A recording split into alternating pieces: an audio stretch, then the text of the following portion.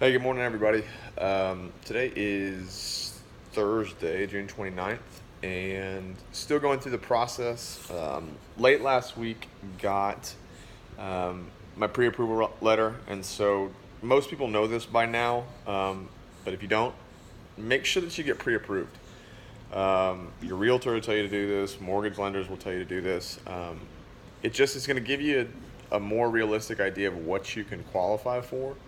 So that you don't set yourself up for disappointment when, if you can only qualify for 300,000, there's really no need to look at houses that are in the 400s. So that might be a little bit upsetting, but it just kind of is what it is. I would also caution too, because when it came back, I was kind of surprised how much I got approved for. I have good credit. I'm employed, work for a great company. Um, so don't have a lot of debt. How much debt to income you have is going to be a big factor for when they pre-approve you and underwrite you for a loan. But was kind of shocked that number came back as high as it did. So started looking, and there's things out there, and so even just, and this is not the law. This is just me speaking in my opinion, but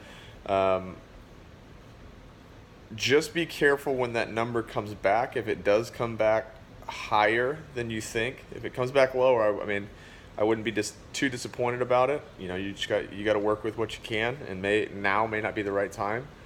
Um, but be careful when shopping at the top end of that number for a couple reasons, in my opinion. Number one, unless you've done the math and what that looks like with your down payment, what financing is going to look like, just because you qualify for that money, that may not be realistic for your budget.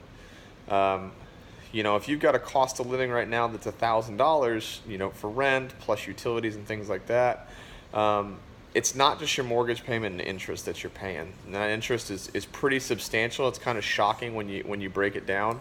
Um, but you also have to look at too, depending on how much you're putting down, you're getting mortgage insurance wrapped in there. If you choose to escrow your taxes and pay them as the year goes, you're going to have your taxes rolled in there. So you're looking at, depending on what dollar amount you're at or what price point you're at, you're looking at a pretty big jump um, from just principal and interest to figure it out. Now, if you have a lot of cash down and you're confident you can pay it, by all means. There's a lot of people that, I mean, you're going to know your finances better than anybody. Um, but even, I mean, this is my first time going through this as a new first time home buyer, but I've seen plenty of friends that have gone through the process, um, do the math, figure it out, everything looks great. They find this home and they get there, and after 2 or 3 months, or that first tax bill comes in at the end of the year, um, it's a pretty substantial burden on them financially. And the last thing you want to do, at least in my opinion, is to be house poor. It's great that you afforded this house. You're excited. It may be the house of your dreams.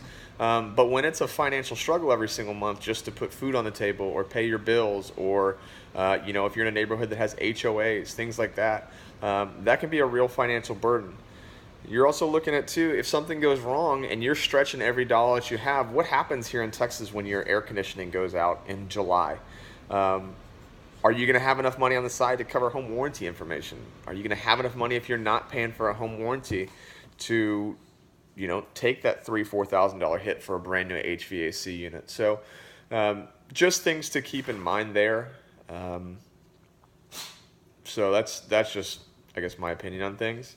So it's stuff that I'll be honest, especially in our market, it's a fantastic market as far as, things are extremely healthy. We've seen prices go up significantly and consistently over the past couple of years. And I think we're super fortunate for that because that doesn't stem from, financial, downfall or anything like that. Um, it comes from all these fantastic companies coming here, all the money that's coming into Dallas. People want to be here. Companies want a headquarter here.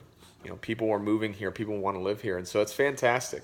Now, does that make it a little bit tougher as someone that maybe is just purchasing their first home? Absolutely. It drives those rates up.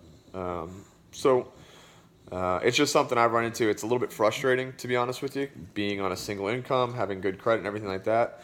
I'm in a condo right now that is right around the $1,000 mark, and I'm looking at the base. Sorry, this goon is here. Looking at a pretty substantial increased cost of living. So don't get frustrated. Don't get down. The sky is not falling. You're not alone. It's just something you got to be smart about. So that's why you have a real estate agent that you trust. That's why you have a good mortgage lender. And if you have the ability to, I would encourage you to shop several. You know, if you get approved by one person and you're not worried about, you know, if you're not on the borderline of having real bad credit and you can afford to for the soft pull, the couple points that you may get when they actually pull and go to underwrite you, I would encourage you to look at several different lenders. It's just good practice. It's just smart. You'll get probably a little bit truer idea of what you have. And there may be some people out there that honestly, it's just like any other profession. Some people are better than others. Some people have been in the game longer. They know how to find you financing, how to make things work, and find you maybe not the house of your dreams right now, but if it's definitely a starter home, find something. If the home ownership's in your future and home ownership's what you want, they can help that, you know, help ease that load and make it possible for you. So going to try to get some showings, start seeing some stuff this week. So it's just kind of a grind. It's stressful a little bit. Those who've been there probably know and can attest to it. Those that have not gone through it or going through it can begin to understand it. But like I said, just keeping track of this and keeping account of what I have I'm going through, and so hopefully can help some people out in the future. You know, y'all have a fantastic Thursday. Say bye to the dogs. Y'all be good.